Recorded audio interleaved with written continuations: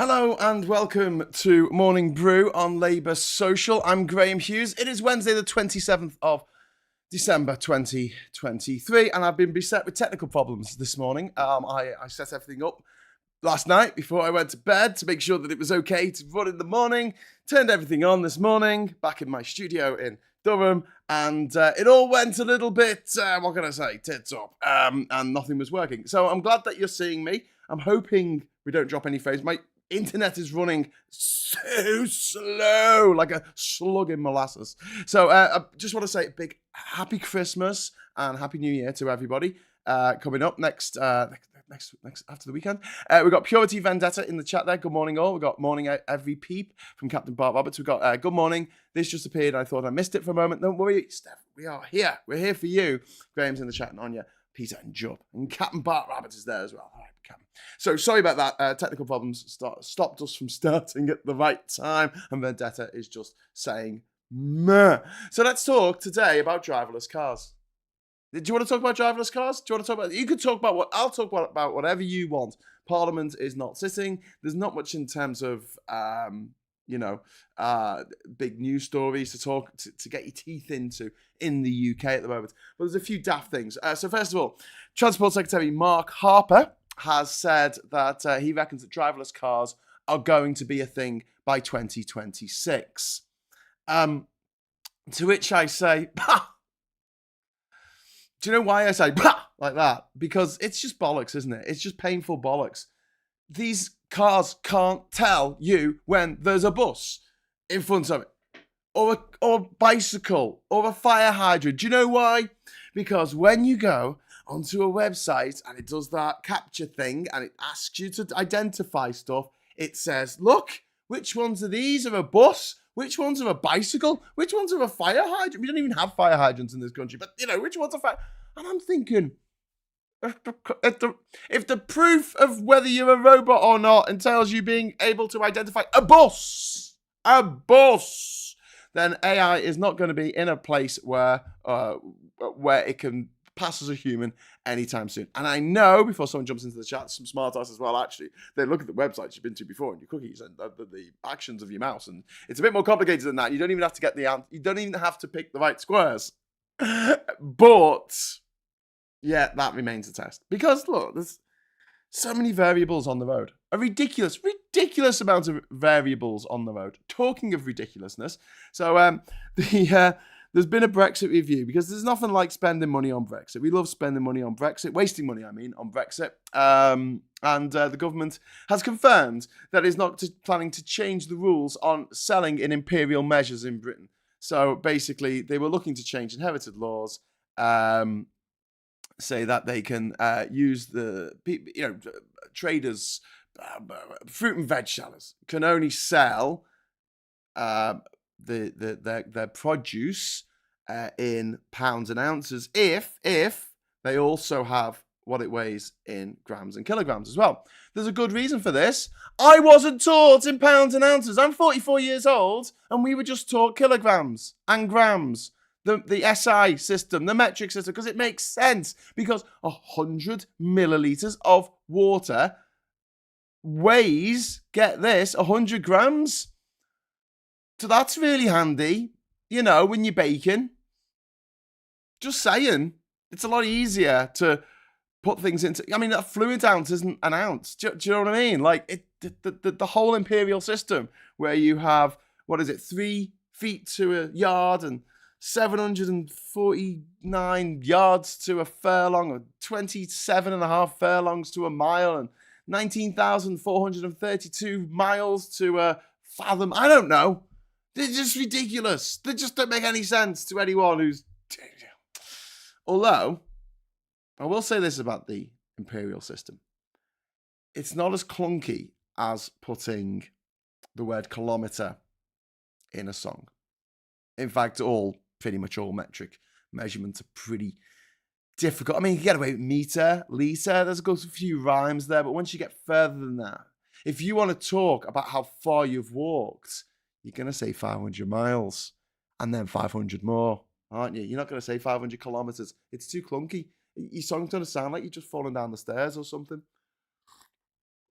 So that's why we maintain the imperial system in the UK and the US. Is just for lyrics, just because miles is really easy to rhyme with stuff. So it's feet, 16 feet of pure white snow sounds a lot better than 16 meters of pure white. It just sounds better. All right, so let's just keep it for the poetry, keep it for the lyrics, but for everything else, can we just be sensible, please, and just sell things in the weight that people understand? The majority of people in this country now understand. But yeah, so they were going to change the rules, but they're not now, which is something that we see quite a lot in the Tory, the Tory way of doing things. They say, "Oh, we're going to change this thing," and then people say, "Don't change that thing because it's pointless to change it." And then they go, "Okay, we're not going to change that thing." Ha ha! Another Brexit benefit. Woo! Anyway, Imperial is easier to divide, metric easier to multiply. Well, that's very interesting, Grimfang 999. You're probably right, actually, because 12 is an easier number to divide than 10. Yeah, I suppose so. Yeah, I'll go with that. And a what is it? A gross 144. Yeah, yeah. I want to go back to old pounds, shillings, and pence. Guineas. Put a guinea in my pocket, good man. Let's go for a good time. I blame the Tories for giving me conjunctivitis. Too much laughing at the stupid stuff they're done out of spout. I think you mean spite, but yeah, Admiral, I'm sorry you got a conjunctivitis. I had conjunctivitis back in 2006, I think it was 2006. I was in Australia, and it was in one eye, then it was in my other eye, and then literally everyone that I had met, spoken to, breathed on, looked at in the last sort of couple of days before I definitely had it, they all got it as well. Very, very, very contagious and very horrible. You wake up and your eyes are absolutely jammed shut with sleep, which is not very pleasant. A lovely pint bottle of Blue Nun. Brexit really has its benefits. Well, a pint is 568 millilitres, so it makes sense to continue using pints for milk, the important stuff, and beer, the other important stuff, because you get a little bit more. You get 68 millilitres more. So bring that on. That's fine. But I mean, if you do want to order it in metric, I think you should be able to. Why not have both systems? But the point is, if you only have one system, if all pints tomorrow were sold as 568 millilitres and you had to ask for that, it'd be very difficult after a few pints to ask for that. But I think it would be a bit unfair on older people who don't know metric. Okay, fair enough. Although we did have a discussion at least in the House of Commons about converting to the metric system in the 50s. As long ago as that, the 1850s. But it was seen as too Napoleon. True story. Look it up. Anyway, I would walk 800k and I would walk 800 more. Oh, okay, yeah, okay, I'll let you off. A kilometre, too clunky. I'm 58. I went to school in 1970. Started learning in pounds, shillings, and pence. Struggled with it. Metrification of currency was marvelous and so easy to understand. It is David Peacock, and I like it a lot. Instead of wine, can we have bigger wagon wheels back? Says Ben Riddings. Yeah, I'm all up for the bigger things. Wagon wheels.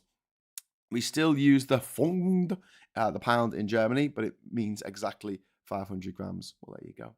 Well, yeah. Do you know what else I don't like? I don't like the way they spell ton with an extra N and an E on the end. Do you know what I mean? Because I always think of the old Warner Brothers cartoons with the 1 ton weight that would drop and it would say 1 ton TON. I don't like it with an N. It's like excess letters that you just don't need. You've already got the word. It's fine. Yeah, just leave it. And that was slightly different. I would walk 31,443 alligator lengths, says Michael. That might be fun, actually. Okay, so what else has been going on in the news today? Unfortunately, the guy from Parasite who played the dad of the family that was had the house invaded, a guy called Lee Sun-kyun, he passed away. He was found dead at 48, which is far too young. They think it might have been substance abuse, which is sad. Again, why is he dead? And yet Murdoch still walks the earth. I mean, come on, where's the fairness in this? And I was going to mention as well to all my people who know me on Facebook.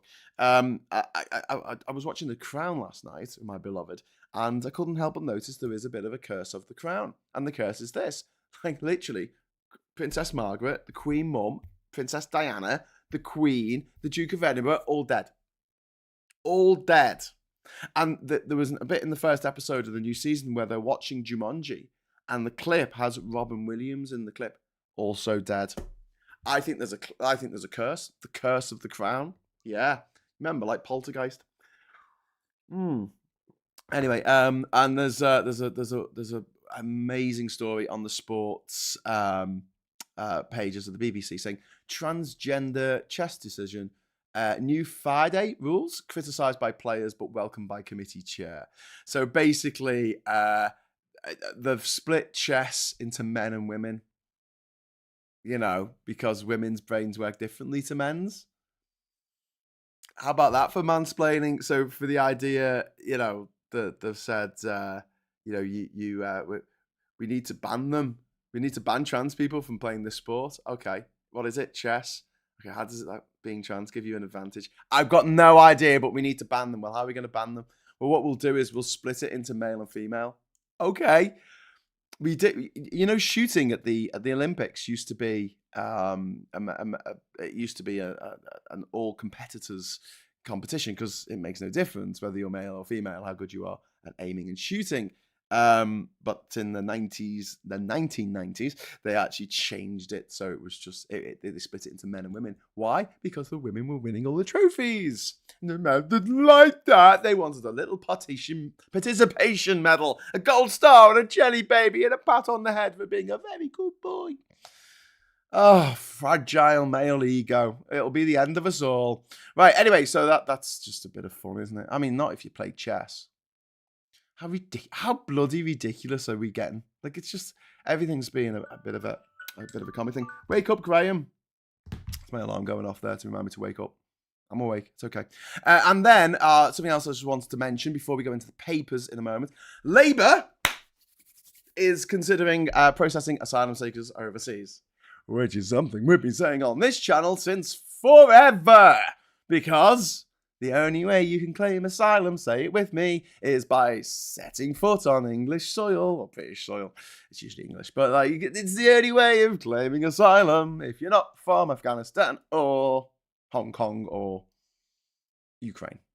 In Ukraine, you're from Ukraine. Oh, great. Fill out this form online and we will give you a decision. If we say no, and you get on our boat, we have all your details. We have your photograph. We have your fingerprints. We have everything we need to know about you. So we can say, oh no, you've already had your claim process and we can deport you immediately. We don't have to put you up in a fancy hotel for many, many months and raging the gammon and wasting money for the taxpayer. So this is a brilliant idea from Labour. I don't know where they got it from. But yeah, fantastic. Good stuff. Good stuff, Labour. Well done for you to do that. Okay, so I'm going to jump into chat for the bit and then we're going to have a look at the stupid stuff that's in the newspapers. It's called Getting Old, Graham, says Plum Duff. I don't want to get old. I loved Robert Carlyle in Face. Excellent. I liked Robert Carlyle in Cracker. You remember when he played Albie, who was a Liverpool fan, who didn't like the police very much, or tabloid newspapers.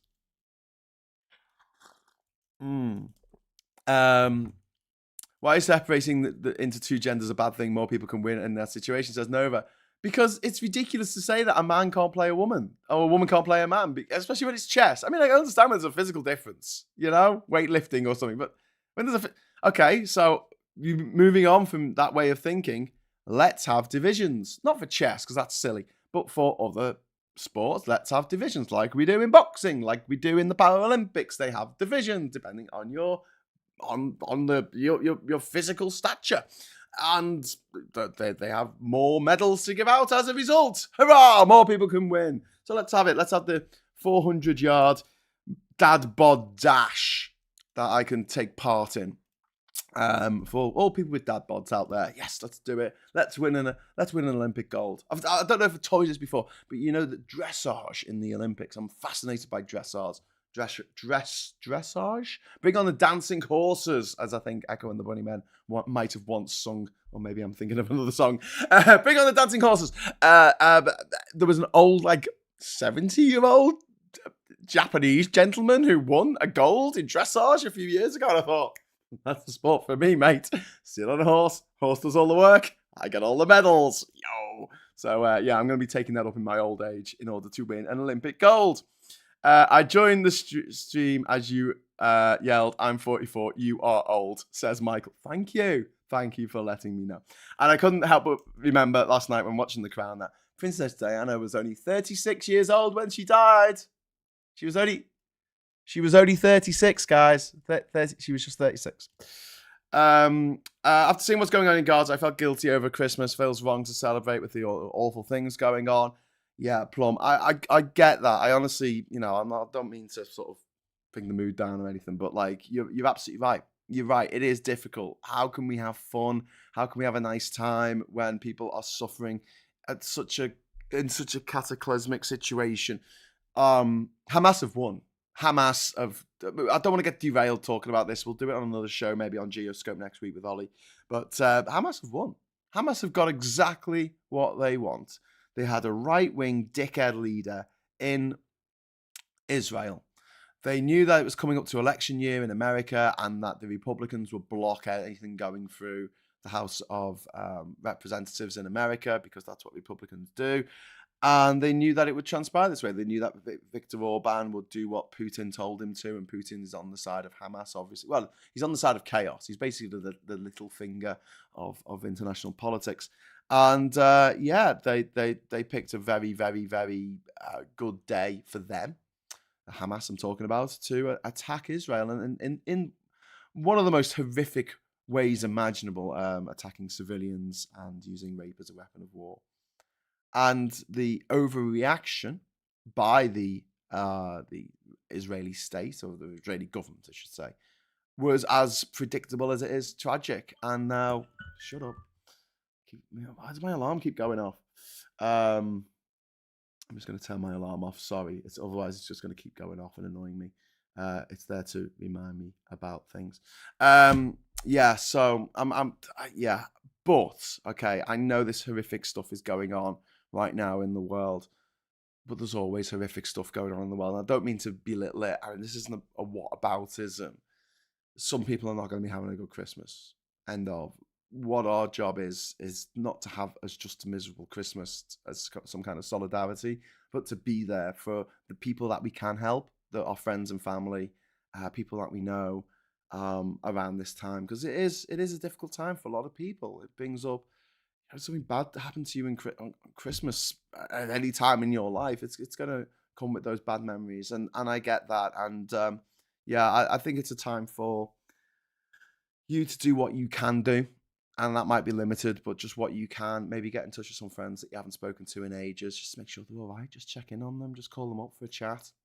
And yeah, and I'm not saying forget about the people in Gaza who are suffering so much right now by any means, but don't let that consume you, because otherwise you're gonna lose out on your life as well, your quality of life. And there's a lot of people I know. I was meeting up with friends and family I hadn't seen for a long time over Christmas, and they say they just don't watch the news anymore because it's so depressing. It's so depressing. And I know on this channel we try and keep things light and try and not get too bogged down in it. In the despair of 13 years of Tory government, the fact that there's a good chance Trump might win the election next bloody year. There's a lot to be stressed out and worried about, not least climate change, which is the sword of Damocles hanging over every single thing that lives on this planet at the moment. But yeah, I think the trick is just don't let it consume you, and just take pleasure in the small things. Take delight in the little things, the little kindnesses that we all experience, and focus on that. Whenever I find myself feeling a little bit overwhelmed by just the shitness of things that are happening in the world right now, I remember back to when I was traveling around the world on a shoestring budget and staying with local people, traveling on local transport. And I must have met thousands of lovely people, thousands of good people who just wanted to help out and just wanted to, help a stranger on their way. And there's a great, I've said this before many times probably, but there was a great expression that I came across when I was in Iran, which was always be good to strangers, because one day you might be the stranger. which I love. I just love that attitude. Growing up in Liverpool, it's quite a close-knit community. Liverpool, we have a lot of civic pride. Scousers tend to look out for each other, although we do, occasionally that's not the case, but that's usually when drugs are involved. Yeah, growing up there and then moving to other places where people aren't as friendly and people don't smile and don't say hello on the bus and stuff, on the train. That was a bit jarring for me. It just seemed that people were a little bit harder edged. But then traveling around 54 countries of Africa and many countries 50 countries of Asia. I came across so many people who were just lovely, and that reaffirmed my faith in humanity. So something I learned very quickly when I was traveling was you can't judge a people by their government, and you really can't. I mean, there's those of us sitting there going, why the hell did Argentina elect Milei? I mean, why? What were they thinking? But then, what were we doing electing Boris Johnson? What were we doing? What was the Americans doing electing Donald Trump? And it looked like they're going to elect him again, even though he's literally said that he's going to be a fascist. I'm going to be a dictator, he said. They were his exact words. I will be a dictator. Great, cool, everything cool and normal. So I'll just go back in the chat. Lucy says that trans women often don't win in women's sports. Yeah, I know. I'm 47, so there's no hope for me. says Ben. No, there's always hope. If Di was only 36, that's why I explains my strongest memories of being annoyed that the morning cartoons weren't on. Well, she died on Saturday night, didn't she? I think I seem to remember. I was at the Labato Club in Liverpool that night. I was also in Labato when Labour won that same year. Trump won't be on the ballot. I'm convinced the Supreme Court will agree with the Court of Appeal in Colorado. Oh, really, Patrick? I'm not so sure. The Supreme Court's stacked against goodness and light, isn't it? Because you've got an incredibly corrupt judge on the Clements thingy. He's very corrupt, and then you've got 6 of them are ultra conservatives, essentially fascists, sitting on the bench there. Against 3 normal people who are normal. I know there's no such thing as normal, but more normaler, let's say. One of our rescue dogs fell very ill before Christmas. We thought we were losing him. He's still here and getting better. I'd rather have him than win the lotto. Oh, that's really nice, Purity. I'm glad that your dog's getting better. Tim says, shit, yeah, brother died about 7 weeks ago from cancer and then died from COVID a week ago. I'm really sorry to hear that, Tim. Yeah, I mean, the horrible thing is that you're going to associate this time of year now with losing people that you love, and that's hard. That's hard. And like I say, there's not a, I'm not a counselor. I'm not a therapist or a fucking fortune teller or fortune cookie reader even. I just know what works for me, and everyone else has things that work for them. And I just know when I'm getting down and things are getting on top of me, something that really helps is just having a chat with my mates. Not to bend their ear about shit, but just to have a chat and just have that human connection. So maybe after watching this, you pick up the phone and give someone a call. Probably text first. No one likes being called anymore. Right. Grim, Trump can't run. More of a wobble, says Plumduff. Oh, God. Grim says, often the best we can do is spread the right information so people at the top can hear and hopefully do the right thing once the conversation becomes loud enough. I'm too poor to do much else. Grim, you're absolutely right. Grim Fang 999, you are absolutely correct. Because that's what we try and do on this channel and the other channels on YouTube. I mean, it's not just providing content. We are content providers, obviously, but we want to make those conversations happen. And you see it, you do, and things change over time. Our attitude towards homosexuality changed over time.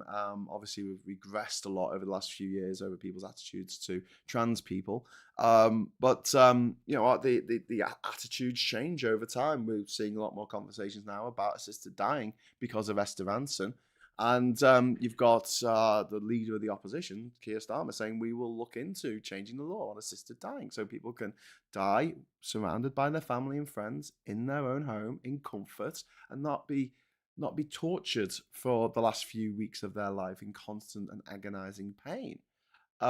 It seems that would be a more humane, a more human way of dealing with the fact that we do all die.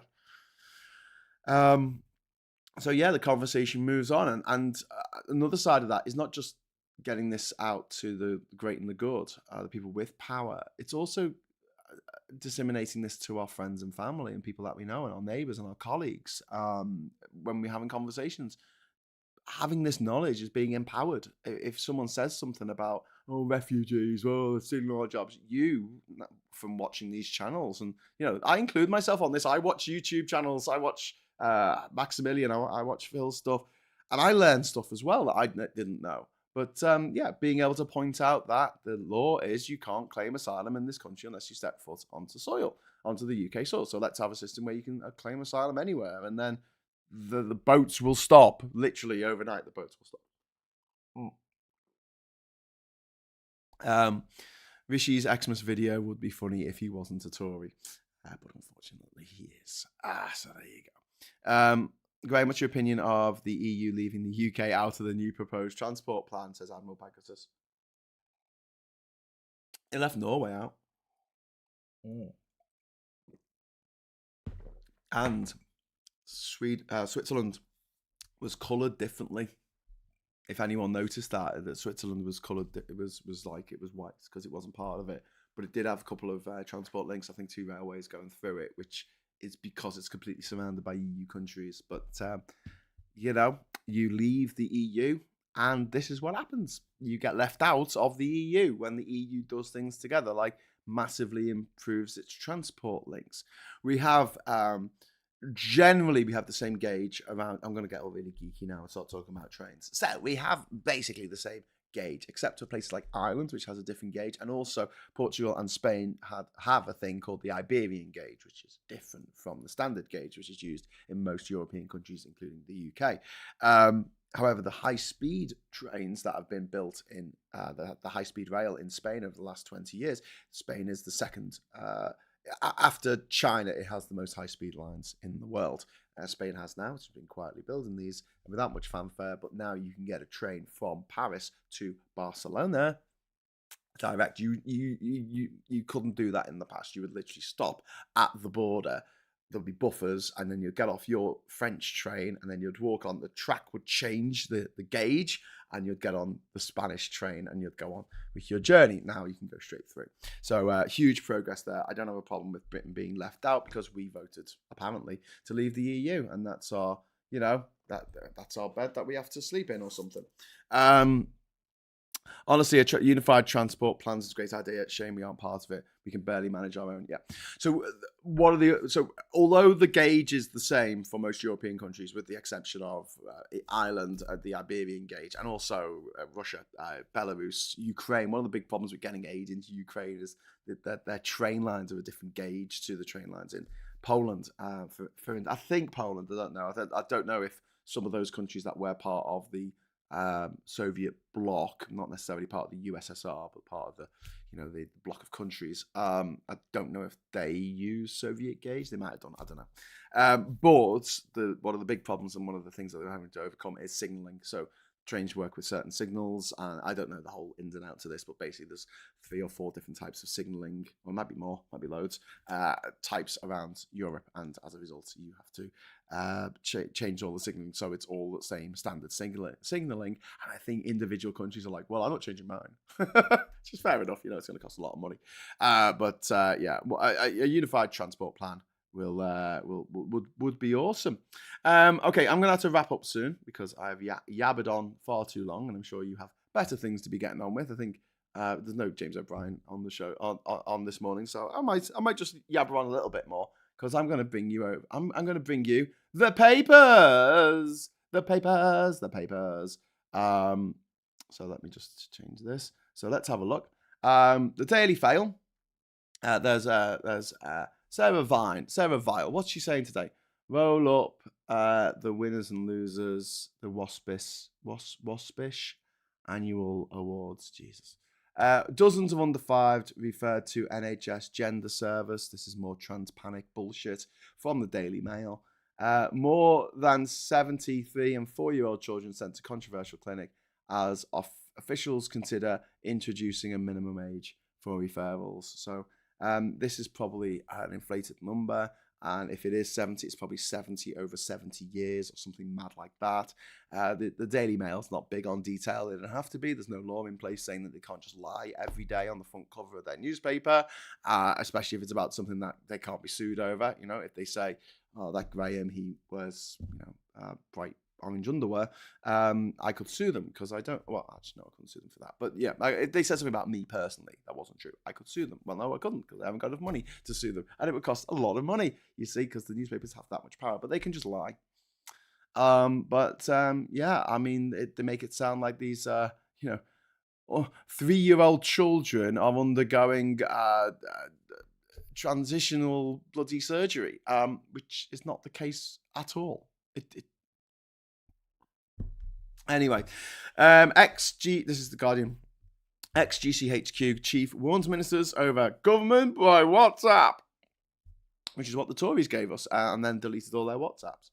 And then there's an exclusive inside story of Harry's fallout with Crown star Dominic West, privately educated, of course. I love the fact that so many people on American TV playing Americans like Dominic West in The Wire, like Idris Elba in The Wire, like House, Hugh Laurie, the guy out of The Americans, the guy out of The Walking Dead, the guy out of Spider-Man, the guy out of Superman. They're all playing archetypal American characters, and yet they're being played by Brits. Why?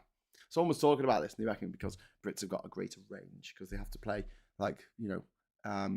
sad working class people, whereas you don't get that on American TV. No one wants to make a show about sad working class people. You can have a show about kind of like happy, snarky, sarcastic working class people like Roseanne or Malcolm in the Middle or something. But, they can't be sad, lonely, miserable working class people crying themselves to death while doing the dishes, which is something that we specialize in the UK. And it gives these young actors a lot of range, which a lot of American actors don't have.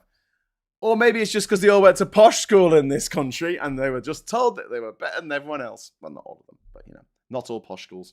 Daily Telegraph here. Number 10 plans to end IHT ahead of election. Sunak hopes spring giveaway would boost chances as Labour prepares for an early vote. I'm sure is that inheritance tax? What is it? What is IHT? We're going to have to look. We're going to have to go into this. Downing Street is considering scrapping inheritance tax in 3 months' time. Inheritance tax. My God. My actual God. That is just the Toryest thing I could possibly imagine. A tax that doesn't affect like 95% of the population. If you inherit from your parents, you can get $500,000 tax-free, and then you only pay tax on top of that $500,000. And they're saying, no, we've got to help people. We've got to help people out. We're going to get rid of this inheritance tax. We've got to help the rich. The rich get richer. Get yourself a coffee, Graham, says Plum Duff with the £5 super chat. Thank you, Plum Duff. You're very kind. I do need a coffee. I'm probably quite croaky. Doogie Howser was on Doctor Who. Doogie Howser was on Doctor Who, and he was also in Gone Girl. But no, he was in a series of unfortunate events, the TV version of it, playing Count Olaf. He was bloody brilliant in it. Yeah, I like it. And Tories to woo first-time buyers. So this is the Tory newspapers at the Times, owned by the vile Rupert Murdoch, and that's the Telegraph over there, owned by, who owns the Telegraph? Is the Barclay brother. Trying to get them on side. And then there's a picture of a bunch of rich pricks on horses who trot around with their dogs trying to rip apart foxes. They're not allowed to do that anymore. And they mounted a million people, apparently, who all came out in London for one of the biggest protests of all time to say, we should be able to rip innocent wild animals apart with dogs. That's our right. That's our birthright. It's a bit like it's written in the Magna Carta, along with being able to go to the pub during the pandemic. I'm not saying that all Tories are wankers, but anyway, and then up here we have a thing about Putin's ship being wrecked by a UK missile. So this is a big tank launching ship that was blown up in the Black Sea over the weekend, over Christmas. Sorry, feels like a weekend, doesn't it? NHS parking scandal gets worse, another broken promise. So this is where doctors and nurses, people working in the hospital, have to pay to park in the hospital in which they work, which is just what. And also, if you have a sick child in Alder Hay Children's Hospital in Liverpool, you have to pay to park in the hospital. And they've actually put things in place to stop people parking on the streets nearby and walking, which I think is a little bit unfair. I mean, obviously, I also understand that you don't want too many cars parked on the side of the road because it's dangerous for pedestrians and people crossing the road. And there's a lot of schools around there as well, with little kids running around. So yeah, I get it. But I don't get why we have to pay to park when we're going to hospital. It's not like people go, oh, let's go to the hospital for a treat. No. Everyone going to hospital is going there because they're either working there or because someone that they know and love is dying or ill. I mean, it's not really the place where you want to be stressing out about how much the parking is costing you while you're spending the last few hours or minutes with your loved one who has fallen ill. I mean, it's just, the whole thing is just disgusting. And the Tories said they were going to get rid of it, and they lied because that's what they do. They always lie. And then the Daily Express says end scandal of rip-off parking charges. So the Express, weirdly enough, is having to go at the Tories there. But I'm sure it's Dharma's fault somehow. And then we've got the Daily Star here with 5 New Year storms. There's another storm today, which is coming in. So if you're in Wales or in the northwest of England, I think there's a good chance you're going to get blown away by 70-mile-an-hour winds. Again, this is a result of climate change. They said this was going to happen, and it's happened. And Sunak plots election trap for Starmer on spending. And this is another thing about, let's have a look at this one. Basically, the Prime Minister and Chancellor are considering announcing a 3-year spending review plan for public services before the general election.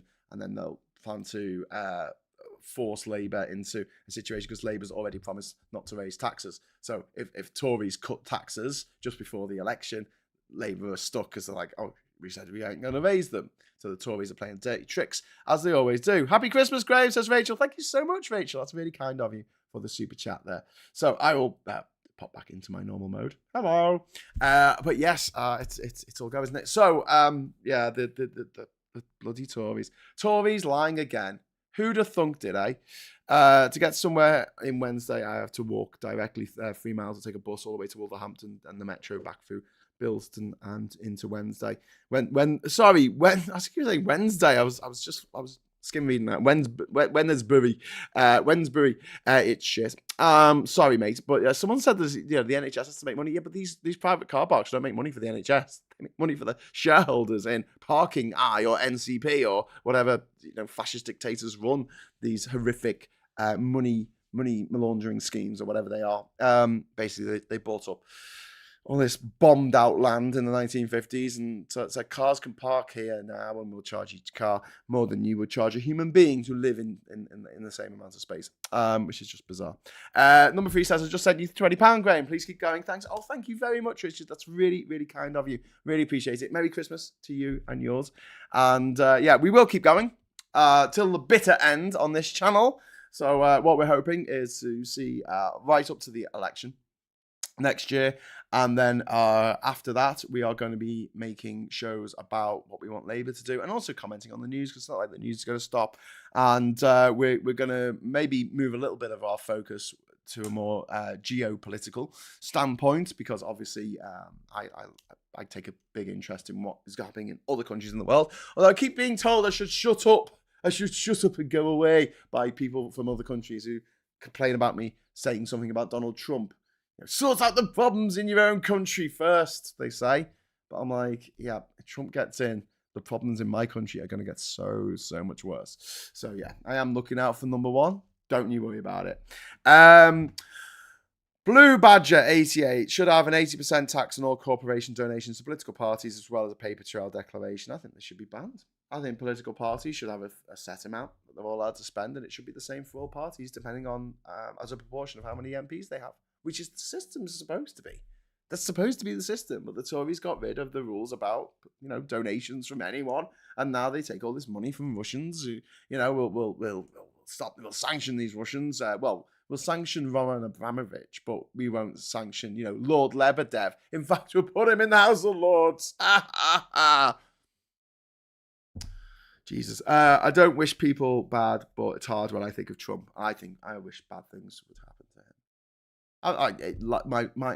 him. Life would be a lot less stressful, wouldn't it? Wouldn't it? You know it would. I know it would. We all know it would. So anyway, that's it for today. I've gone way over time. 40-minute show today, but I was late starting, so I'm trying to make it up to you. I will be back tomorrow at 9:30 for the morning brew with my Labour Social mug, available from all bad mug retailers. Well, Spring actually. I'm going to sort that out next year, so it's a proper website where you can just buy like merch, which is good. I only make about 50p off these things, so don't feel like you got to support me by buying them. It doesn't make much of a difference. Admiral says, I'm for business profit, but they should be limited to 5% tax-free profit. Anything over that 5% should be taxed at 90%. Yeah, that'll be good. I'm up for that. Reinvest. Not in people who are already rich, but in your business. There you go. Incitements. You need to be encouraged to help, your own business, rather than give money to shareholders, which is the bane of capitalism. But there you go. Trumpet Filth Siltskin has been doing all those weird caps lock, all caps rages again over Christmas. Yes, he's been on Truth Social with his caps lock on, screaming about all the corruption that's going on. Oh, it's quite funny. If we were living on another planet and watching this planet through a telescope, it would be hilarious. But unfortunately, we have to live here.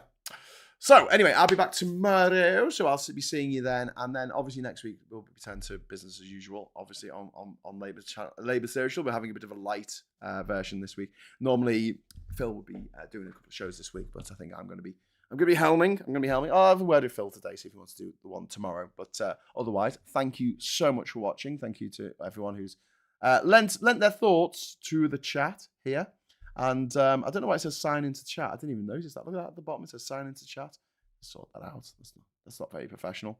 Why are you doing this to me? Labour Mug is just as good as for coffee as it is for tea. Value for money or what? Hey, Dave, you're not going to believe what happens when you put hot chocolate into it. Oh, my God. Anyway, thank you very much for watching. And until next time, I'll say hello, good evening, welcome, and goodbye. Oh, remember to like on the way out.